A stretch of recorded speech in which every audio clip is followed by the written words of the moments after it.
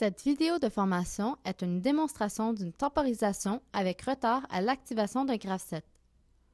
Dans cette vidéo, nous allons d'abord introduire et expliquer le fonctionnement de la temporisation avec retard à l'activation, puis nous allons appliquer ce concept à un feu de circulation.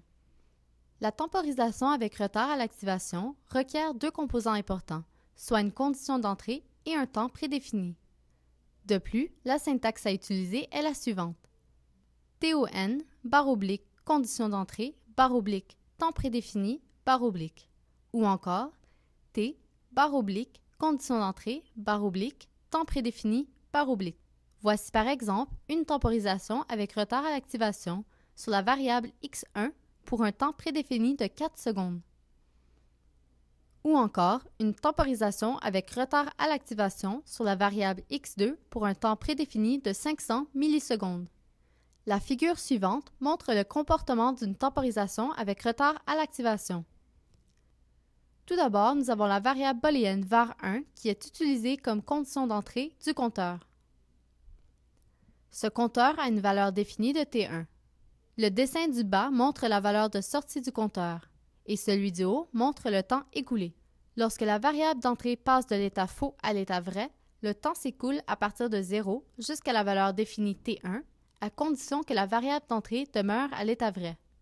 Une fois le temps T1 écoulé, la valeur de sortie du compteur passe à l'état vrai et conserve son état tant et aussi longtemps que la valeur d'entrée demeure à l'état vrai. Si la donnée d'entrée passe à l'état faux, alors la valeur de sortie passe aussi à l'état faux.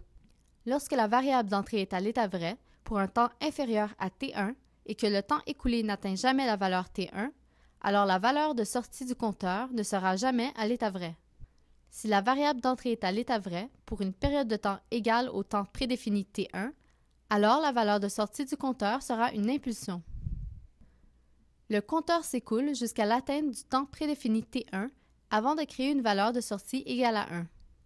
Cependant, puisque la valeur d'entrée passe directement à l'état faux, la valeur de sortie passe également à l'état faux.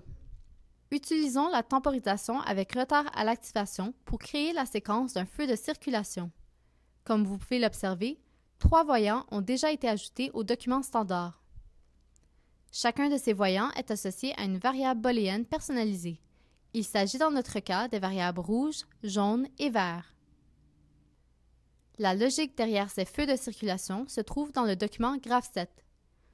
Pour cet exemple, le feu rouge sera allumé pendant 4 secondes, le feu vert pendant 6 secondes et le feu jaune pendant 2 secondes.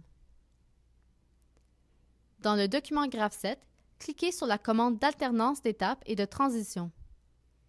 Cliquez une première fois pour créer une étape, puis cliquez à nouveau pour créer une transition, et ainsi de suite.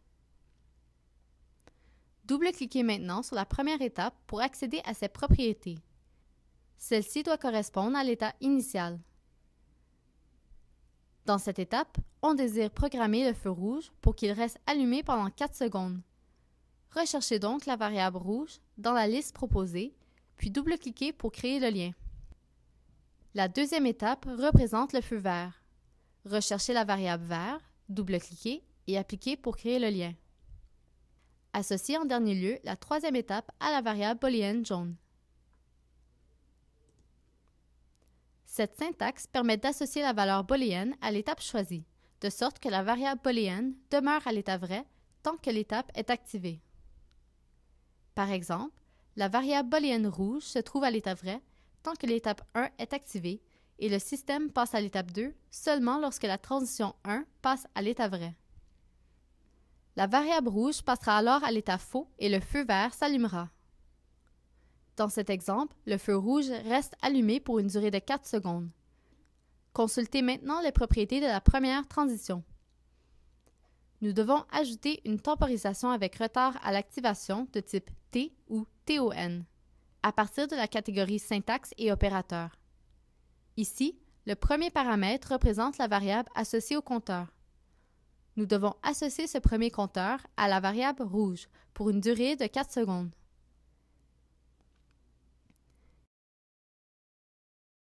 Cliquez maintenant sur la transition 2.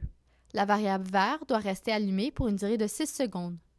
Donc, sélectionnez une fois de plus un compteur, Associez-le à la variable vert et ajoutez-y un temps prédéfini de 6 secondes.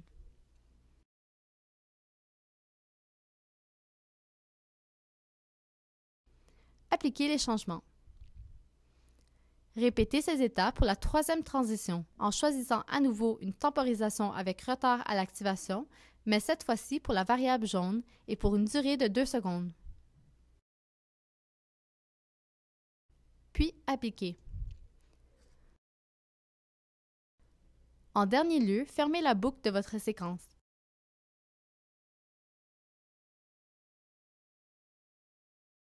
Initialement, le graphe 7 débutera à l'étape 1 et la variable booléenne rouge est à l'état vrai. Le compteur s'écoule pour une durée de 4 secondes. À la fin de ce temps, la valeur de sortie du compteur et la transition 1 passent à l'état vrai. Cela permet au graphe 7 de passer de l'étape 1 à l'étape 2. La variable rouge passe maintenant à l'état faux et la lumière verte s'allume. Le compteur de la deuxième transition débute et après 6 secondes, la valeur de sortie et la transition 2 passent à l'état vrai. Le graphe 7 passe de l'étape 2 à l'étape 3 et la variable vert passe à l'état faux. Finalement, la variable jaune passe à l'état vrai.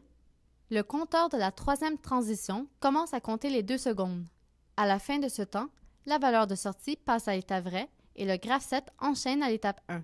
La variable jaune passe à l'état faux et la variable rouge retourne à l'état vrai. Dans cette simulation, il est possible d'observer le comportement du graphe 7.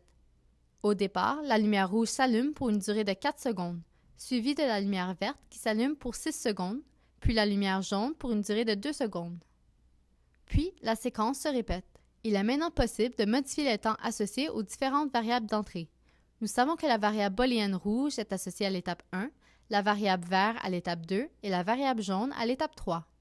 Commençons par modifier le premier compteur en utilisant la variable interne de l'étape 1 plutôt que la variable booléenne rouge.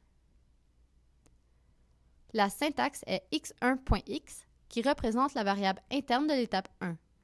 Appliquez et faites pareillement pour les autres compteurs. Dans ce cas, x2.x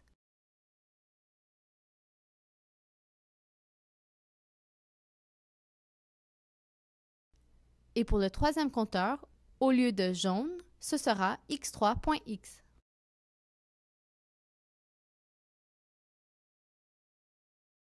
On peut vérifier en simulation que le graphe 7 se comporte de la même façon.